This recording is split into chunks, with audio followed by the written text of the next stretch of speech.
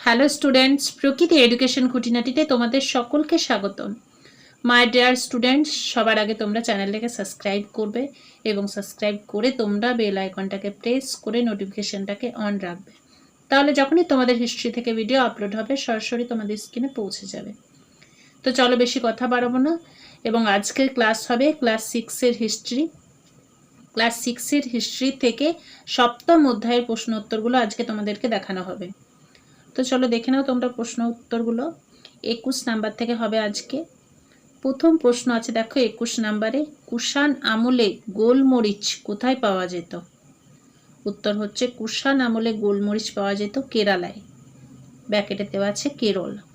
Next, black gold কাকে বলা হয়? উত্তর হবে গোলমরিচকে ব্ল্যাক গোল্ড বলা হয়। নেক্সট, সেতু কি?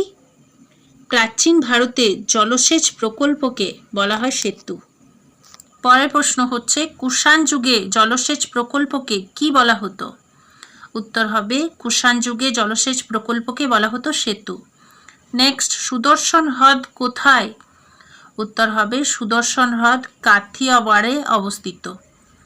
পরের প্রশ্ন হচ্ছে, সুদর্শন হ্রদটি কোন যুগের?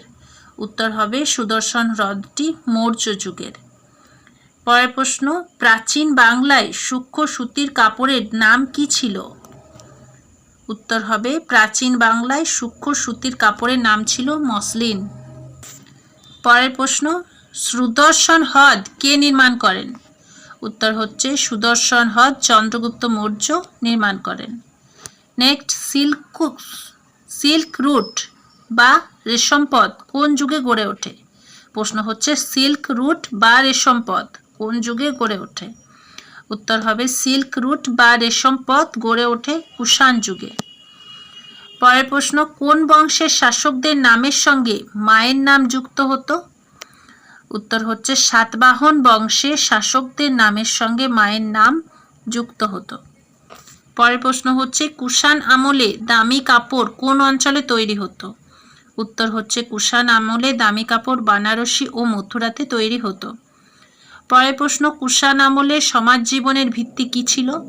উত্তর হবে কুষাণ আমলে সমাজ জীবনের ভিত্তি ছিল পরিবার। নেক্সট, গুপ্ত আমলে ভারতবর্ষে দূরপাল্লার বাণিজ্য ঘাটতির কারণ কি? উত্তর হচ্ছে গুপ্ত আমলে ভারতবর্ষে দূরপাল্লার বাণিজ্যের ঘাটতির কারণ ছিল হুন আক্রমণ।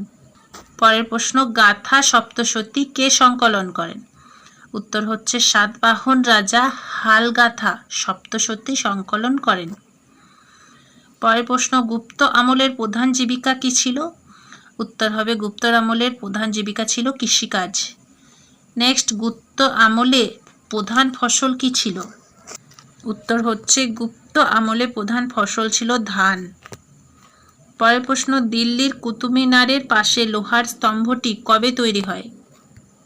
খ্রিস্টীয় চতুর্থ পঞ্চম শতকে দিল্লির কুতুব মিনারের পাশে লোহার স্তম্ভটি তৈরি হয়। পরের প্রশ্ন, সাতবাহন রাজা হালের লেখা গাথা সপ্তশতী গ্রন্থটি কোন ভাষায় লেখা? উত্তর হচ্ছে সাতবাহন রাজা হালের লেখা গাথা সপ্তশতী গ্রন্থটি প্রাকৃত ভাষায় লেখা। পরের প্রশ্ন, গুপ্ত ও গুপ্ত পরবর্তী আমলে ধর্মীয় উদ্দেশ্যে জমি দান করা রীতিকে কি বলা হতো? উত্তর হচ্ছে গুপ্ত ও গুপ্ত পরবর্তী আমলে ধর্মীয় উদ্দেশ্যে জমি দান করা রীতিকে বলা হতো অগ্রহার ব্যবস্থা। পরের প্রশ্ন, ভারতে অগ্রহার ব্যবস্থা কোন যুগে গড়ে ওঠে? উত্তর হবে ভারতে অগ্রহার ব্যবস্থা গুপ্ত যুগে গড়ে ওঠে। রূপক কোন যুগের মুদ্রা? উত্তর হচ্ছে রূপক হলো গুপ্ত যুগের মুদ্রা।